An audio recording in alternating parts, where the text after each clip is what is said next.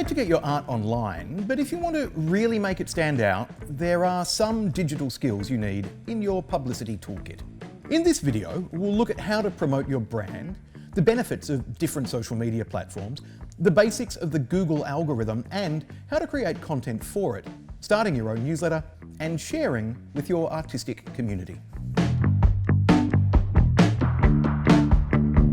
Branding is all about what sets you apart from the rest. It's about creating an identity and promoting it within your community. A quick and easy way to start is with social media.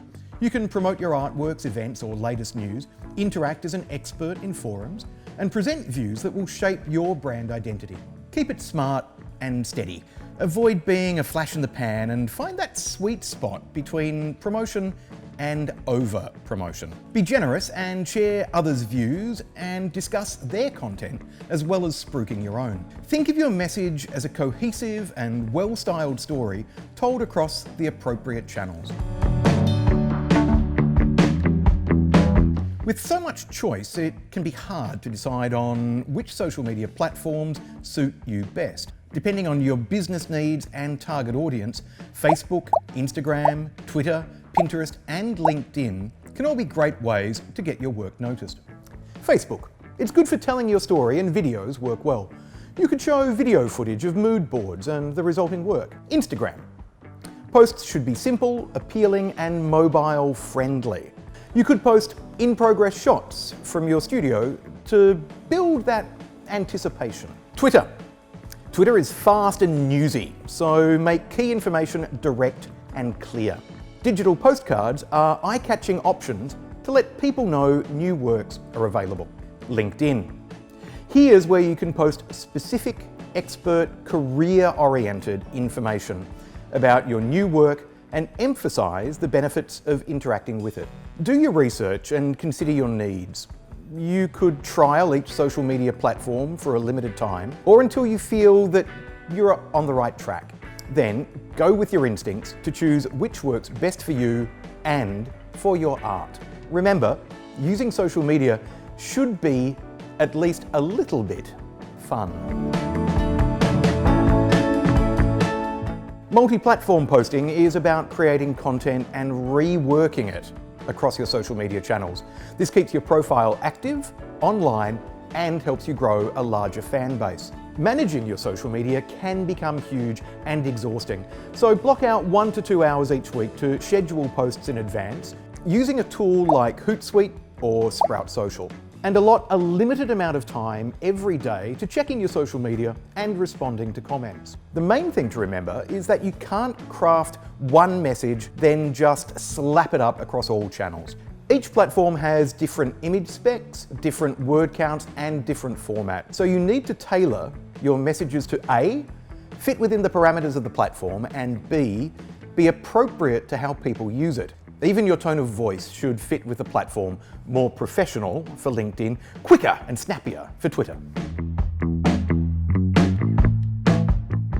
We've talked about social media platforms, but let's go a little deeper into how to use them to market your art and create a community around your brand. Things to consider include which platform. Choose the platform that will best suit what you want to promote. Frequency. Consider the lifespan of a post and post accordingly. Think once a day for Facebook, once or twice a day for Instagram, at least 3 times a day for Twitter, and at least twice a week at the start of the working day for LinkedIn. Spread your posts throughout the day to account for international audiences too. Consistency. Get known for being consistently engaged and consistently posting high-quality content. Don't post the same thing over and over again.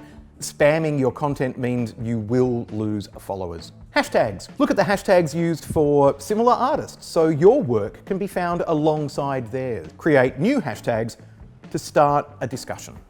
Maintenance. Take the time to respond to comments from your followers. Comments create an instant dialogue and foster community.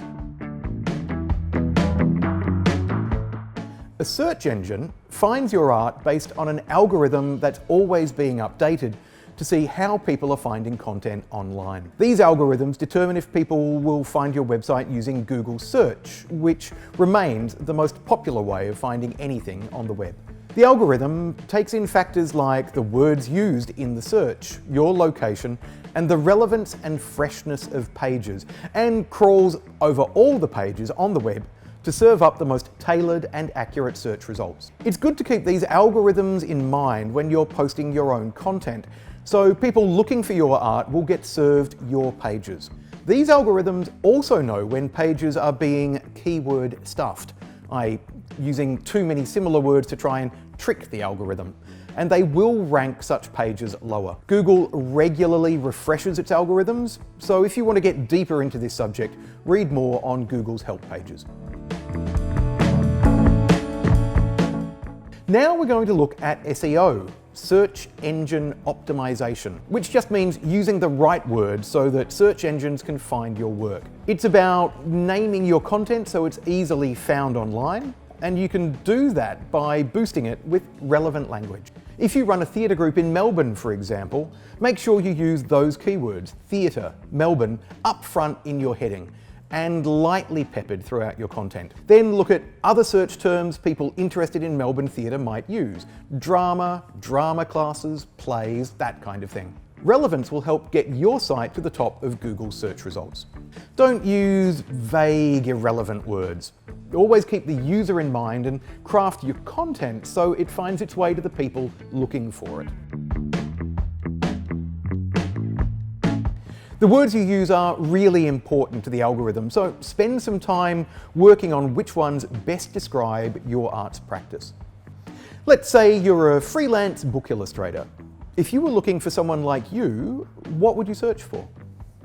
Chances are other people would search the same way, so see what comes up and which words rank highest on the page. Use this research and use those target keywords wisely within the content on your site. For more in-depth analysis and targeted SEO, there are online programs like SEMrush out there that will give you suggested keywords to use. And while we're here, let's talk about advertising. So far we've talked about organic reach, where you've used good SEO or Google algorithms to pick up your web pages. The other way is paid reach, you know, those listings with the ad appearing at the start. That's a paid search. Paid search like Google ads or Facebook ads will give you instant results for as long as you pay for the ads. It can be pricey to get the highest ads, especially on popular searches like Melbourne Comedy or Best Art Gallery. E-newsletters are a classic example of digital marketing and a great way to have a direct dialogue with your audience. They are based on email lists that you might collect at each exhibition or show. If you have a website, including a sign-up for the newsletter link is the perfect way to build up your audience. Newsletters appeal directly to your audience, much closer than social, and you can tailor the content to your fans. Could you offer how-to guides or online tutorials about your practice? They can also be a great way to let people who are already fans know when you have new artwork available, and you can involve them in its creation. Many website builders include newsletter functionality, or you can set up an account with sites like MailChimp, Campaign Monitor, or others if you want to create an email marketing campaign. Getting active within your artistic community is an excellent way to get noticed and foster new networks and connections. Take part in forums, share knowledge with other artists, and reference them with a link back to their site. Similarly, if an artist mentions you and links to your site, a backlink, the ripple effect of awareness starts to happen. It's all part of the idea of being generous with your community. So these are some of the simple ways that you can get your art noticed. You can mix and match these to suit your work and how much time you want to commit to promotion without taking too much time away from your arts practice.